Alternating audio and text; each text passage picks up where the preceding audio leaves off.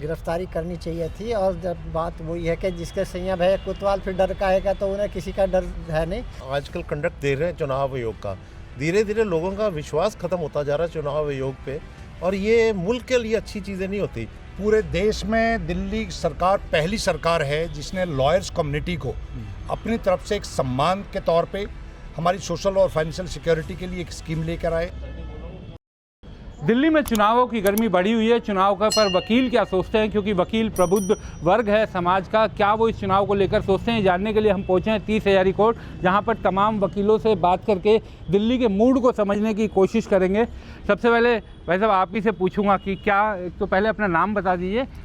मेरा नाम राजीव तोमर है। तोमर साहब, क्या लगता है दिल्ली में किस तरीके का माहौल आप लोगों को अभी दिखाई दे रहा है? देखो जी, ऐसा है क्योंकि आप कोर्ट में खड़े हैं तो यहाँ पे अधिवक्ताओं की बात होगी, वकीलों की बात होगी। मेरा तो ये कहना है कि जो आप पिछला अगर इतिहास उठा के देखें पिछले कुछ चुनाव का, तो वकीलों ने जिसका भी साथ दिया है उसी ने दिल्ली पे शासन किया है। तो आज की तारीख में वैसे तो क्योंकि मैं तो राष्ट्रीय लोकदल पार्टी से ताल्लुक़ रखता हूँ, तो क्योंकि हम गठबंधन में हैं तो एनडीए की बात करेंगे। लेकिन एक बात मैं ज़रूर कहना चाहता हूँ कि पार्टी कोई भी हो, अगर वो अधिवक्ताओं के हितों का ध्यान रखेगा, हमें पार्टी लाइन से ऊपर उठ के, क्योंकि हम वकील हैं, यहाँ काला कोट जब पहन लेते हैं तो सबसे पहले हम वकील हैं, तो दिल्ली के अंदर दिल्ली गवर्नमेंट अगर स्कीम लेकर आई है वकीलों के लिए तो मैं उसका बिल्कुल स्वागत करूंगा। और इस तरह की स्कीम सेंटर गवर्नमेंट भी लेके आए और हम भी कोशिश करेंगे कि हमारे गठबंधन की सरकार जो सेंटर में है वो भी इस तरह की स्कीम। अरविंद केजरीवाल ने वकीलों का ध्यान रखा है। हाँ, स्कीम अगर वो लेके आए हैं तो उसकी मैं निश्चित तौर पर तारीफ करना चाहूँगा कि स्कीम अच्छी है, एक अच्छी शुरुआत हुई है और देश के अन्य राज्यों में भी ऐसी स्कीम वकीलों के लिए आए तो उसका हम स्वागत करेंगे। भाई साहब, हम लोगों ने देखा कि चुनाव के दौरान कोशिश दिखता ये था कि दूर दराज के इलाकों में भी अगर कोई चुनावी आचार संहिता का उल्लंघन करता है तो तुरंत कार्रवाई होती थी। दिल्ली देश की राजधानी, यहाँ पर प्रवेश वर्मा जो कैंडिडेट हैं बीजेपी के, वो जिस दिन नामांकन करने जाते हैं उस दिन जूते बांटते हैं, पहले नकदी बांट रहे थे और दोपहर में वो साड़ी बांटते हुए अपने घर पर दिखाई देते हैं। क्या लगता है कि इस तरीके की चीज़ों में पुलिस को एफआईआर करके गिरफ्तारी करनी चाहिए थी या ये ऐसे ही चलेगा? बिल्कुल गिरफ्तारी करनी चाहिए थी। और जब बात वही है कि जिसके सैया भय कोतवाल फिर डर काहेगा, तो उन्हें किसी का डर है नहीं। और क्योंकि सब सारे उन्हीं के खिलाफ है, चाहे चुनाव आयोग कुछ सुस्त बैठा, चुनाव आयोग कुछ करना रहा। जिस तरह से वोट घट रही हैं, बढ़ रही हैं, एक MP के चैम्बर में 34, 33, 26 वोट बढ़ रही हैं, तो ये सब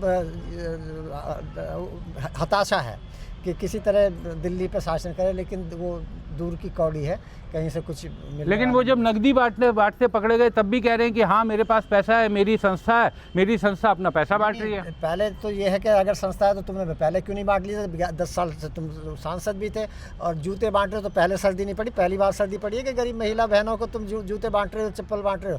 पहले बांटते तो लगता है कि भी हाँ तुम्हें हमदर्दी है, लेकिन क्योंकि इलेक्शन है, सिर पे इलेक्शन है और हार की कगार पे हो, तो ये सब नाटक कर रहे हैं। और इसमें उनको अरेस्ट करना चाहिए दिल्ली पुलिस को और जेल भेजना चाहिए। वो ये कह रहे हैं कि जब जिस तरीके से कि एफआईआर, अब पुलिस ने एफआईआर तो दर्ज कर ली है, पुलिस अपनी कार्रवाई करेगी। क्या लगता है कि पिछले कुछ सालों में चुनाव आयोग भी निष्पक्षता कम रह गई है? नहीं, जब चुनाव आयोग जैसे आजकल कंडक्ट दे रहे हैं चुनाव आयोग का, धीरे धीरे लोगों का विश्वास खत्म होता जा रहा है चुनाव आयोग पे, और ये मुल्क के लिए अच्छी चीज़ें नहीं होती। हमारे मुल्क की बड़ी रिच हेरिटेज है, जब इलेक्शन होते थे बड़े फेयर एंड फेयर होते थे इलेक्शन। अब जैसे हमारे कुछ चुनाव आयोग के हेड आए, उन्होंने बड़ी स्ट्रिक्टनेस से करवाया, उन्होंने ये नहीं देखा पार्टी कौन है।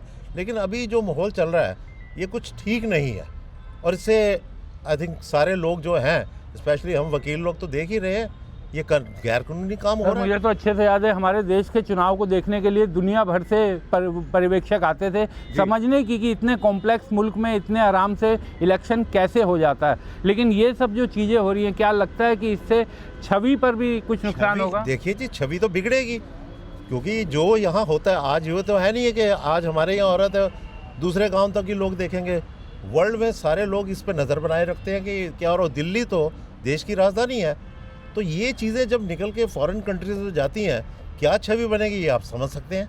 कोई अच्छी छवि नहीं बनेगी मेरे हिसाब से। ये यहाँ पर क्योंकि कुछ युवा महिला वकील भी खड़े हैं, उनसे जानते हैं। जिस तरीके से आपने देखा कि बीजेपी के रमेश विधूड़ी ने मुख्यमंत्री के बारे में जो शब्दों का इस्तेमाल किया, उन शब्दों को सुनकर क्या लगा जहन में कि क्या इन पर कार्रवाई होनी चाहिए? होनी चाहिए। वो मुख्यमंत्री के बारे में जिस तरह के शब्द बोल रहे थे उसके बाद उन्होंने कहा कि मैं खेद प्रकट करता हूं, तो क्या इन सब चीज़ों से बात खत्म हो जाती है? नहीं सर। क्या होना जा रहा है? आप तो वकील हैं, खुल के बोलना चाहिए आप लोगों को। हाँ सर, नहीं।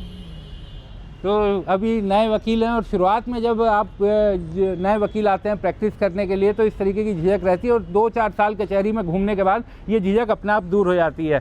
संजीव जी ये बताइए, क्योंकि हम इस समय कोर्ट परिसर में हैं, वकील एक बहुत बड़ा वर्ग है, तो वकीलों के लिए जो अरविंद केजरीवाल ने, क्योंकि ये जो इंश्योरेंस की स्कीम थी ये शायद मेरे ख्याल से पहली बार हुई है, बाकी जगह भी, बाकी स्टेट्स में भी कहीं पर है, और क्या वकीलों के लिए कुछ अलग चीज़ इस सरकार ने दी या इससे कोई और नई चीज़ जो नई सरकार से आप लोगों की अपेक्षा है?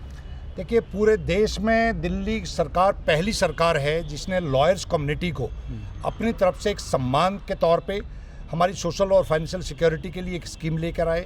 दिल्ली में 2020 से एक सीएम वेलफेयर स्कीम चलती है जिसके तहत 5 लाख रुपए तक का मेडिकल पॉलिसी का बेनिफिट हमको, हमारे स्पाउस और 2 डिपेंडेंट चिल्ड्रन को मिलता है, और at the time of demise 10 lakh रुपए का टर्म इंश्योरेंस मिलता फ्री ऑफ कॉस्ट। हम ये उम्मीद कर रहे थे कि दिल्ली सरकार में जब अरविंद केजरीवाल जी ने ये स्कीम लागू की तो शायद इस दबाव में आके सेंट्रल गवर्नमेंट या दूसरे प्रदेशों की सरकार इस को लागू करेगी। ये अभी तक किसी और राज्य में नहीं है, किसी भी पूरे हिंदुस्तान में we are the only state जहां पर ये स्कीम चल रही है। इसको फॉलो करने के लिए भी अभी कोई आगे नहीं बढ़ के आया है। भारतीय जनता पार्टी की 20 से ज़्यादा प्रदेशों में सरकार है, वहाँ पर हम ये उम्मीद कर रहे थे कि शायद ये लागू करेंगे, लेकिन लागू नहीं की। इसके अलावा दिल्ली में इन एडिशन दिल्ली के अंदर जो 200 यूनिट तक के जो बेनिफिट पूरी दिल्ली की जनता को मिलता है, उसी के तहत हम लोगों के जो चैम्बर कॉम्प्लेक्स के अंदर, कोर्ट कॉम्प्लेक्स के अंदर जो चैम्बर्स हैं, इसमें भी सब्सिडी हमारे को लॉयर्स को मिलती है। लेकिन सर ये तो फिर एक तरह से ये माना जा सकता है कि वकीलों को भी एक रेवड़ी दी जा रही है। आप भी भाई प्रोफेशनल हैं, जैसे चार्टेड अकाउंटेंट प्रोफेशनल है, जैसे बाकी लोग अपने प्रोफेशन को करते हैं, वकीलों को ये खास तौर पर ये रेवड़ी क्यों दी गई है? नहीं विक्रांत जी, ये रेवड़ी नहीं मानता हूँ मैं। हाँ। और इस बात का भी मैं विरोध नहीं करता हूँ, बाकी प्रोफेशनल्स को नहीं मिलना चाहिए। जितने भी प्रोफेशनल प्राइवेट प्रैक्टिशनर्स हैं वो भी समाज को सर्व कर रहे हैं। हम कोई बिजनेसमैन नहीं है। हम लोगों के परिवार को या हम लोगों को फाइनेंशियल सिक्योरिटी इसी इंस्टीट्यूशन के अंदर, एक जुडिशियल ऑफिसर को, एक कोर्ट स्टाफ को जो सुविधाएं मिलती हैं, फैसिलिटीज़ मिलती है सरकार की तरफ से, उस लेवल की नहीं तो कम से कम कुछ मिलनी चाहिए थी। लेकिन मैं ये कहता हूँ कि एक आम आदमी को अरविंद केजरीवाल जी ने जिस तरीके की वेलफेयर स्कीम्स का बेनिफिट दिया, जिसको ये फ्री रेवड़ी बोलते हैं, आज मजबूर होकर देश के प्रधानमंत्री को ये क्यों कहना पड़ा कि ये सारी स्कीम्स हम भी कंटिन्यू रखेंगे। लेकिन वो चुनाव मुद्दों पे नहीं लड़ना चाहते। हम तो ये चाहते हैं कि ये चुनाव दिल्ली का, क्योंकि दिल्ली का वोटर और सिटीजन बहुत इंटेलिजेंट है। दिल्ली में अलग अलग स्टेटों से आकर ये मिनी इंडिया है। यहाँ पर आपकी जाति पाति नहीं चलेगी, यहाँ पे धर्म की राजनीति नहीं चलेगी या काम की राजनीति चलेगी, जो अरविंद जी ने शुरू की है। उसके काउंटर में क्या हो रहा है, जिस तरीके की भाषा का इस्तेमाल किया जा रहा है, जिस तरीके से इंस्टीट्यूशंस को मिसयूज किया जा रहा है, उसको देख के दिल्ली की जनता बहुत नाराज है। एक तरफा अरविंद जी को इस बार लॉयर्स के साथ साथ दिल्ली की जनता मैंडेट देने जा रही है। सर एक चीज़ जो मैं महिला लॉयर से भी जानना चाह रहा था, रमेश विधुड़ी ने जिस तरीके के शब्द बोले मुख्यमंत्री के खिलाफ, कोई वो नए नेता नहीं है, लेकिन पार्लियामेंट के अंदर भी उन्होंने इस तरीके की बात बोली थी, पार्लियामेंट के बाहर भी इस तरह की बात बोली, तो क्या कैसे इतना साहस कैसे आ जाता कि जन नेता जिनको हम अपना नेता चुनने जा रहे हैं वो इस तरीके की भाषा बोले? सर क्योंकि इनका पता है कि इनका कुछ बिगड़ेगा नहीं, तो प्रधानमंत्री हैं, पुलिस इनकी है, चुनाव आयोग इनका, इसलिए जो मर्जी इन्होंने पहले भी कहा कि आपके घर में मुसलमान घुस जाएंगे, आपकी बेटी बहनों को उठा ले जाएंगे, इस तरह की भाषा ये बोलते रहें।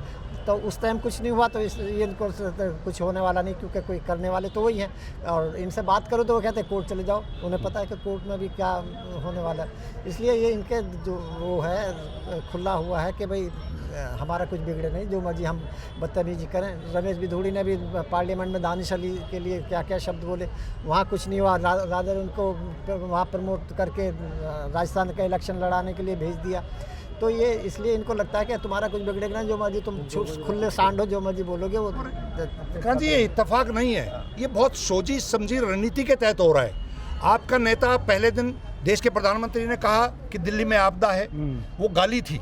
उसके बाद जैसे जैसे नेता आगे बढ़ रहे हैं, अब तो आपने देखा पूना शहजादवाला ने जो बदतमीजी करी है पूर्वांचल समाज के साथ, जिस तरीके गाली गलौज की है, कहने का मतलब ये है कि क्योंकि उनको टीवी के पर्दे पे, राष्ट्रीय चैनल पे, और एक बार ने रिपीट किया उसने बार बार, तो ये इनका माइंडसेट बताता है।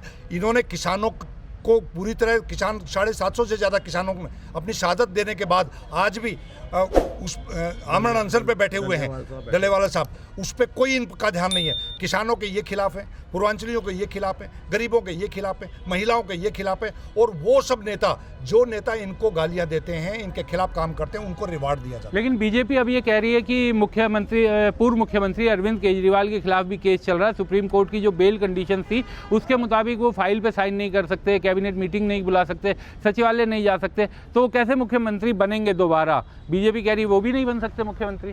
सर वो सिचुएशन के हिसाब से कंडीशन डिलीट भी हो जाती हैं, जैसे मनीष सिसोदिया जी की हो गई है। अच्छा, यानी अरविंद केजरीवाल कोर्ट के सामने जा सकते हैं उन कंडीशंस के रिव्यू के लेकर? जी सर, जी सर। विक्रांत जी, वैसे बताऊं मैं आपको कि ये मोदी जी मान चुके हैं कि दिल्ली आपदा मतलब आपका, हमारे पंजाब अच्छा। में कहते हैं आपदा, दा मीन्स का, हाँ। आपका मतलब वो ये उन्होंने मान लिया कि दिल्ली तो ये आपका ही है। हाँ। इसलिए घबराने की हमें कोई चिंता नहीं है, और हाँ। पार्टी आम आदमी की पार्टी की सरकार पहले से अच्छी रूप से जीत के बनेगी। एक चीज़ जो लगातार उठाई जाती है कि दिल्ली में महिला सुरक्षा बहुत बड़ा मुद्दा है, और गृह मंत्री अमित शाह क्योंकि पूरी तरह से उनके अंडर आता है, एलजी के अंडर आता है, लेकिन क्या आपको लगता है कि दिल्ली वालों के लिए कानून व्यवस्था भी बड़ा मुद्दा है जिसके आधार पर वो वोटिंग करते हैं? नहीं, बहुत बड़ा मुद्दा है, लेकिन इसमें कोई सेंट्रल गवर्नमेंट ने कोई सिक्योरिटी लेवल में कोई काम अच्छा कर नहीं रहा है। अच्छा। और जहाँ तक अरविंद केजरीवाल जी की बात है, उन्होंने एडवोकेट फैटर्निटी के लिए बहुत अच्छा काम किया है। जो स्कीम लेके आया कोविड के टाइम में, बहुत इसका लोगों ने बेनिफिट लिया, क्योंकि जो आपदा आई थी कोविड में उस टाइम तो फैमिली भी एक दूसरे से नहीं मिल पा रही थी, लेकिन अगर हॉस्पिटलिटी देखा जाए या जिसकी डेथ हो गई थी उनके फैमिली को उसके बाद बहुत ज़्यादा सपोर्ट मिला। इसके लिए अरविंद केजरीवाल जी दिल्ली के लिए बहुत बेस्ट हैं और वो आगे आना चाहिए उनको। तो यहाँ पर तमाम वकीलों से बातचीत कर हमने उनके दिल की बात जानने की कोशिश की, और वकीलों का लगता है, क्योंकि जो दिल्ली के वकीलों के लिए जो योजनाएं लागू की अरविंद केजरीवाल सरकार की तरफ से, ये भी जानकारी मिली कि वो देश में अकेला राज्य है जहाँ पर ये हुआ, और वकीलों का साफ कहना है कि प्रवेश साहिब सिंह वर्मा की गिरफ्तारी अब तक हो जानी चाहिए थी। कैमरामैन शाहनवाज के साथ विक्रांत यादव, द स्वतंत्र। हमारे चैनल को कृपया लाइक करें, सब्सक्राइब करें और अपने साथियों से भी जरूर करवाएं। शुक्रिया।